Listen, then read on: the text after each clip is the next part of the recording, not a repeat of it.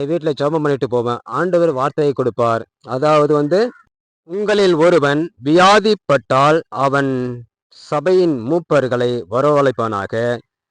அவர்கள் கர்த்தருடைய நாமத்தினாலே அவனுக்கு எண்ணெய் பூசி அவனுக்காக ஜெபம் பண்ண கடுவார்கள். அப்பொழுது விசுவாசமுள்ள ஜெபம் பிணியாளியை ரட்சிக்கும். கர்த்தர் அவனை எழுப்புவார். அவன் பாவம் செய்வானானால் அது அவனுக்கு மன்னிக்கப்படும். இந்த வார்த்தையே சொன்னேன். அப்படி சொல்லிட்டு அவங்கள போயிட்டு சொல்லுவேன். அதாவது சபையில வந்து நம்ம வந்து சபைக்கு தெரியப்படுத்தணும். போதகருக்கு தெரியப்படுத்தணும். ஊழியக்காரருக்கு தெரியப்படுத்தணும் அப்படின்னு சொல்லுவேன். அவங்க சொல்லுவாங்க, நீங்க மட்டும் வந்து ஜெபம் பண்ணுங்க. நாம மட்டும் எப்படி போயிட்டு ஜெபம் பண்ண முடியும்? ஆண்டவருக்கு அந்த இடத்துல இடம் வேணும். அதையும் சரி நானு சகிச்சுக்கிட்டேன்.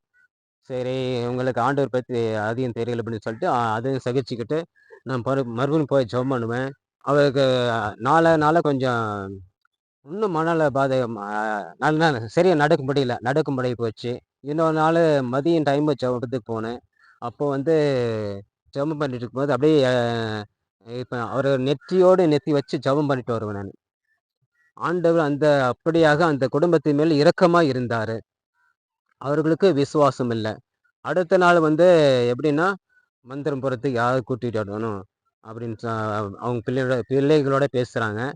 சரி நானு இன்னும் பேசல. அவங்க பேசிட்டு இருந்தாங்க. எனக்கு ஒரே மனசுக்கு ரொம்ப கஷ்டமாயிடுச்சு. நான் வந்துட்டு எங்கேயும் போல.